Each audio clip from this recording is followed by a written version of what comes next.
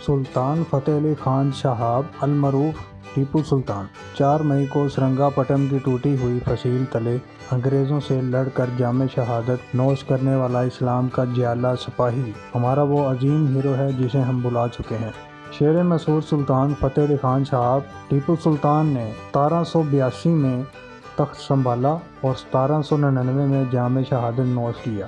محض 15 سال ہی کی عمر سے وہ فوج کی کمان پا کر فتوحات حاصل کرنے لگے تھے۔ ٹیپو سلطان کو صنعت و حرفت اور سائنس سے بہت دلچسپی تھی۔ انہوں نے تاریخ انسانی میں پہلی مرتبہ راکٹ کا فوجی استعمال کیا اور راکٹ کے استعمال کے لیے ایک ہدایتی کتاب فتح المجاہدین بھی لکھی۔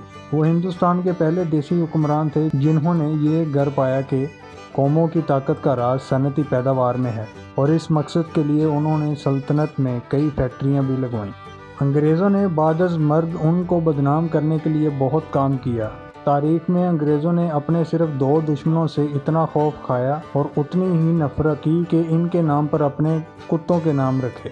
ایک تھا نیپولین بوناپارٹ اور دوسرے تھے ٹیپو شہید۔ ٹیپو سلطان کی شہادت کے بعد انگریزوں نے ان کی انگوٹھی اور تلوار کو ان کی لاج سے ایک ٹرافی کے طور پر لوٹا اور بدنام کرنے کی اسی مہم کے تحت انگریزوں نے اس لوٹی ہوئی انگوٹھی پر رام کندہ کروا دیا اور مشہور کر دیا کہ یہ ٹیپو سلطان نے خود لکھوایا ہوا تھا۔ حالانکہ ٹیپو سلطان ایک راسخ العقیدہ مسلمان تھے اور ان کی بت پرست ہندوؤں سے دشمنی کسی سے ڈھکی چھپی نہیں ہے۔ 20ویں صدی کے اول میں ہی ٹیپو سلطان کو مزید بدنام کرنے کے لیے ان کی کوئی دستاویزات وغیرہ بھی دریافت کر لی، جن میں یہ لکھا ہوا تھا کہ وہ مندروں اور پجاریوں کو بیت المال سے کافی روپیہ پیسہ دیتے تھے تاکہ ہندو وہاں پوجا پاٹ کر سکیں۔ حالانکہ سلطان نے اپنی مملکت خداداد میں شرعی قوانین نافذ کیے ہوئے تھے اور ہندوؤں سے تو انہیں اتنی نفرت تھی کہ انہوں نے بہت سے شہروں کے نام ہندو ناموں کی بجائے اسلامی نام رکھ دیے۔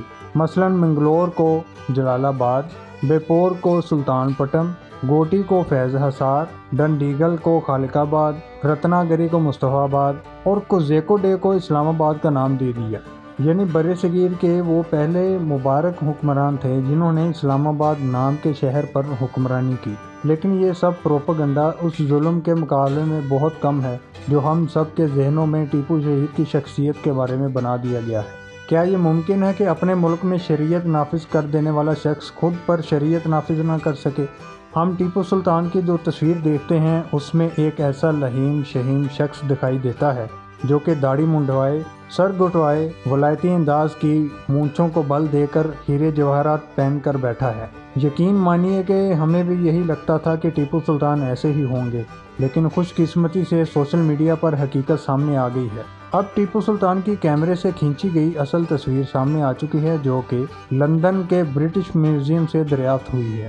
تصویر سے واضح ہے کہ یہ جفاکش حکمران دبلا پتلا سا تھا، داڑھی رکھتا تھا، سر پر تاج کی بجائے سادہ کپڑا باندھتا تھا، لباس سے سادگی اور درویشی ٹپکتی تھی اور تلوار سے کسی بھی وقت ہاتھ نہ ہٹاتا تھا۔ انگریزوں نے ٹیپو سلطان کی اصل شخصیت چھپانے کی بہت کوشش کی، مگر ان میں سے کسی کی غفلت کے باعث یہ اصل تصویر برٹش میوزیم میں کسی صالح شخص نے دیکھ لی۔ شرعی حلیہ دیکھ کر اسے تصویر میں دلچسپی ہوئی، اس کے نیچے لکھی میٹھی میٹھی سی دھندلی عبارت پڑھنے کی کوشش کی۔ 1000 کوشش کے بعد اس نے عبارت پڑھی تو وہ دنگ رہ گیا۔ اس نے تصویر کے نیچے لکھا دیکھا کہ امیر ٹیپو ٹپ کی تصویر ہے۔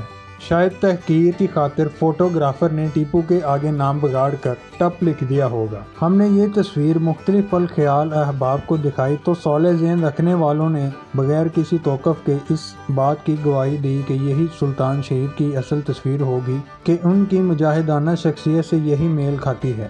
لیکن انگریزوں کے غلام لبرل طرح طرح کے اعتراضات کرنے لگے۔ ایک نے کہا کہ ٹیپو سلطان کی شہادت 1999 میں ہو گئی تھی۔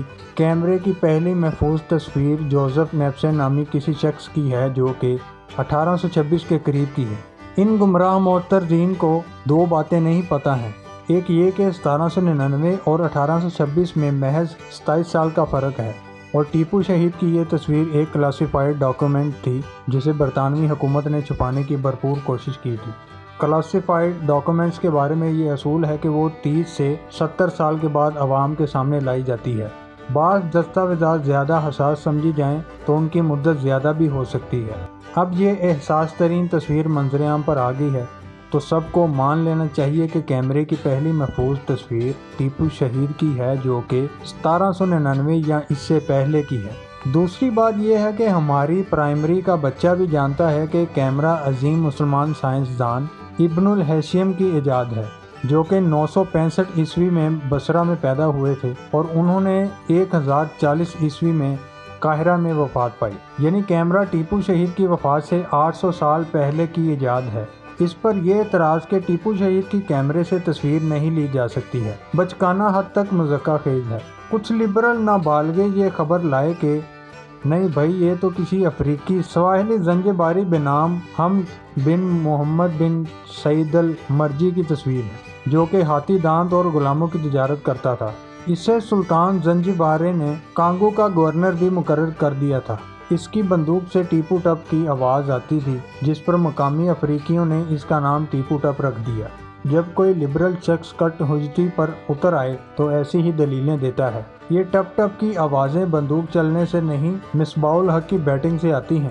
ان لبرلوں نے کبھی جہاد میں حصہ لیا ہوتا تو انہیں معلوم ہوتا کہ بندوق تو دھائیں دھائیں کرتی ہے، ٹپ ٹپ نہیں کرتی۔ بہرحال اب ضرورت اس امر کی ہے کہ حکومت 4 مئی کو ٹیپو سلطان کے یوم شہادت کی چھٹی کا اعلان کرے اور نصابی کتابوں میں ٹیپو سلطان کی یہ اثر تصویر شامل کی جائے۔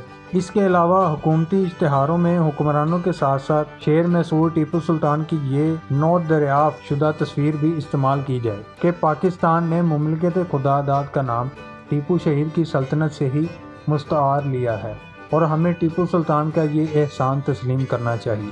اگر آپ کو میری یہ ویڈیو پسند آئی ہو، ویڈیو کو لائک کریں، چینل کو سبسکرائب کریں اور اپنا قیمتی فیڈ بیک سے ضرور آگاہ کریں۔